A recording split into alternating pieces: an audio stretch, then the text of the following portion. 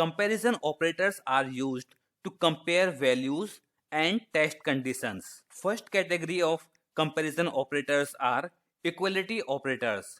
When we are comparing two scalar values, means when we are comparing two single values, then we get a Boolean value, means true or false. But when we are comparing a collection of values, then we get corresponding values, right?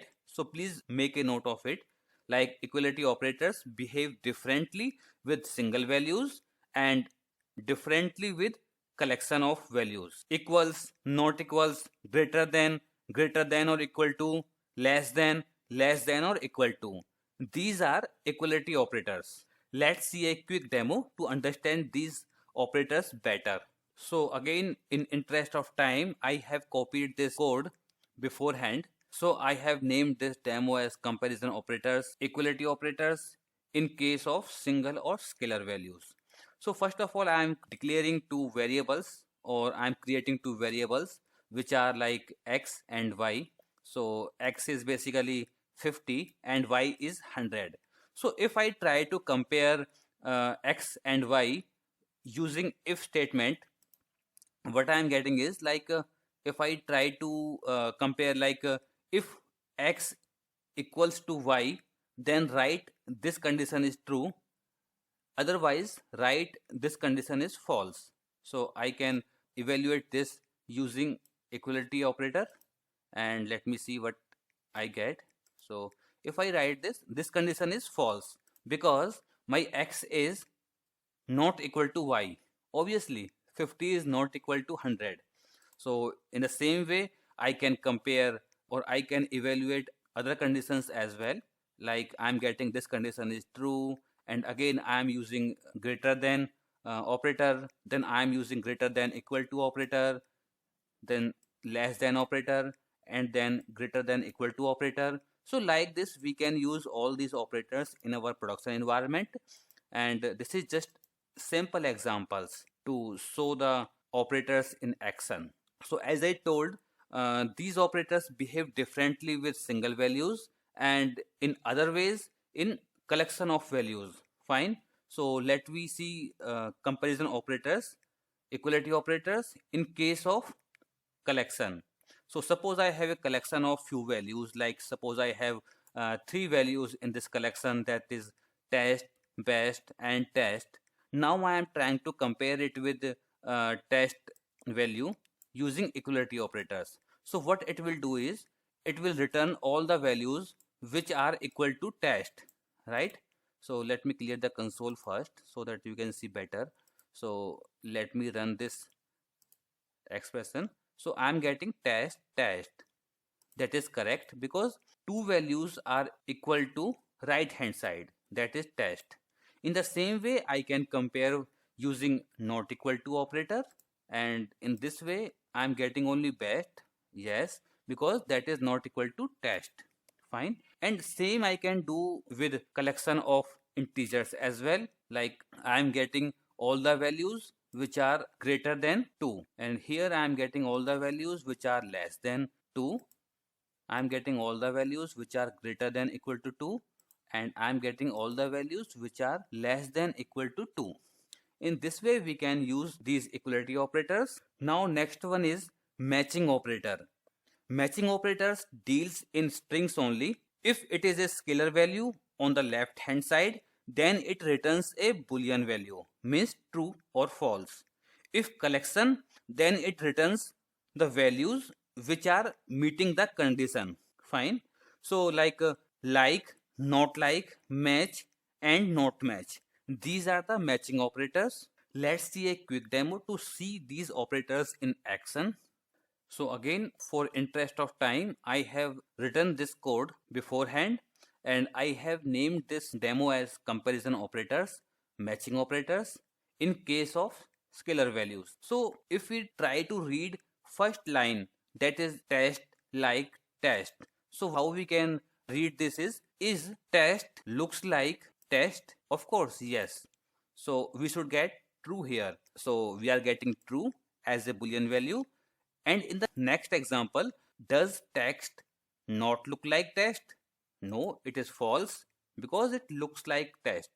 So we are getting a false. And in the same way, like a very common use of matching operators in our production environment is like we use it very frequently to list services for a particular criteria. Like in this example, we are trying to list all the services whose display name looks like Windows Update. So let me try to run this command and see what we get. And we are getting only two services whose display name looks like Windows Update. So when we use like operator, we use wildcards for matching the condition. Fine. So in the same way, in next command, we are using not like operator, means list the services whose display name not look like Windows Update. In this way we can read it. So let me try to run, and we are getting all the services whose display name doesn't look like Windows Update. So in this way we can use it in our production environment. And match operator, basically it matches the exact value. Like was comparing left to right, and it tried to compare from right to left, like whether the value that is sitting on my right side, does it match my left hand side value.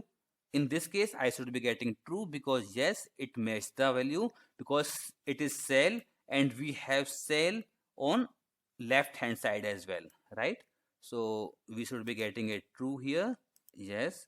And in this case we should get a false because this is a matching value, like we are getting false. So in this way we can use these operators to fulfill our conditions, and this was for single values. Fine. So what if in case we have multiple values, so if we have to compare from multiple values or a collection. So in this example we have a collection that has three values, 1, 2 and 3. So we are trying to compare it with right hand side. So I can say it like list the values out of this collection which looks like this value. Fine. So I will be getting all the test because they look like the right hand side. In the same way, I can use not like operator, like list the all values out of this collection which doesn't look like test. Fine. So can you expect what I should be getting? Let me tell you. So we should be getting best because it doesn't look like test or right hand side. So let me run this, and we are getting only best. So in this way we can use these operators. Next is containment operators. Containment operators are similar to equality operators. Containment operators are similar to equality operators, except that they always return a boolean value, means they always return true or false only. Even when the input is a collection, these operators stop comparing as soon as they detect the first match.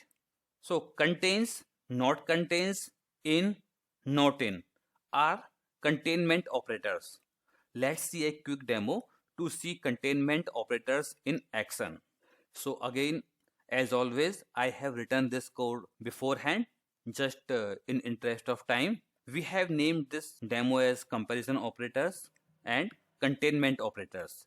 So basically we have this collection which has three values, and in this I am trying to look if it contains best. So obviously I will get true because my this collection contains best. Obviously it's true because it contains best. So in next example I am trying to say if my this collection not contains best, it's false because it contains the best. So let me try to run this, and I'm getting false. So this was the use of contains and not contains. And for in operator, like here I am trying to say, is this value in this collection? Yes, it's true because this value is lying in this collection. So I can run this and I am getting true. And in next example I am trying to say, is this value not in this collection? it is false because this value is there in this collection. So if I run this, I'm getting false as expected. So in this way, we can use containment operators in our production environment as well. Next is replacement operator. Replacement operator replaces all or part of a value with the specified value. We can use the replacement operator for many administrative tasks as well, like renaming of files. By default, the replace operator is not case sensitive, but we can make it case sensitive like other operators by adding C after hyphen. Same you can see in green color as well. Replacement operator in action in a quick demo. So I have copied this code in interest of time beforehand. So I have renamed this demo as comparison operator and replacement operator. So in first line, we are trying to replace the value with some other value. Like we have a value that is named as test value. It is a string. In this string, we are trying to replace TE with BE. So let's see what we get. As you can see, this was a test value, but we are getting it as best value after replacement action. And in next example, kind of bonus. So like how we use this replacement operator in production. So I thought just to show you one example that will be nice. So first of all, let me create 5 text files. Fine. So with this command, I can create 5 text files. So now let me try to rename these text file to log files. Fine. So let me run this command and fine. So they have been renamed. So now let me try to get those files, and as you can see, they all have been renamed to log files. In this way, we can use replacement operator in our production environment. Next one is type operators. So type operator is used to check if an object is of a particular type or not. For example, we have created two variables a and b in this slide, and same we have mentioned in yellow. Now if we try to check if variable a is integer or not, we can check it using type operator. Let's see a quick demo. So I have named this demo as comparison operator type operators, and I have written the code beforehand just to save the time. And in this demo, I'm creating a variable first with the name of a, and yes, we have created this variable. Now I'm trying to check if this variable is of type integer or not.